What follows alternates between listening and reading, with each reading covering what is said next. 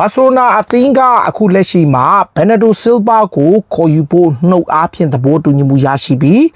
တစ်ဖက်မှာလည်းဟူလီယန်အေဗရက်စ်ကိုလည်းခေါ်ယူဖို့နှုတ်အားဖြင့်သဘောတူညီမှုရပြီး personal agreement ရသွားပြီဆို personal agreement ကနှစ်ယောက်စလုံးနဲ့ရထားတယ်ဒါပေမဲ့ Atletico Madrid နဲ့ Barcelona ကြားမှာအခု bid war တောက်လျှောက်ဖြစ်နေတယ်ဒါ Atletico Madrid ကလည်း Barcelona ကို Everest လုံးဝမရောဘူးလူချင်းရင်သူ့ရဲ့ရောကြီးစာချုပ်ကယူရို900ရှိတယ်ဆိုတဲ့အကြောင်းနဲ့တုံ့ပြန်မှုနဲ့တူနှစ်ဖက်ကြားတကယ့်ကိုအတန်းရှင်းနေဖြစ်နေတယ် Everest ကလည်းအပြက်ပြောထားတယ်ဘလို့အချိန်နေမှာပဲဖြစ်ဖြစ် Barcelona ကိုပဲပြောင်းပဲဆိုအဲ့မှာ Barcelona အသင်းက Julian Alvarez ရဲ့အပြောင်းရွှေ့ကိစ္စကိုဦးစားပေးဆောင်ရွက်နေတော့ Bernardo Silva အပြောင်းရွှေ့ကိုသူတို့ခဏဘေးထားနေရတယ်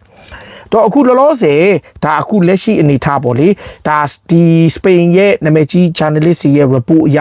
ဘာဆိုနာက Julian Alvarez ကို2030ခုနှစ်တည်ရှိတဲ့စာချုပ်ချုပ်ဆိုပြီးတော့ personal agreement ရတယ်လောက်ခလာစာက bonus ခံစားခွင့်အပါဝင်အားလုံးအပါဝင်ပေါင်ယူရို18.5 သန်း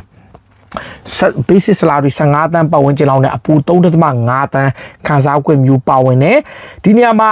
လက်ရှိနေထားရ the most important things က Atletico Madrid နဲ့သူတို့ဒီလုပ်တဲ့အပိုင်း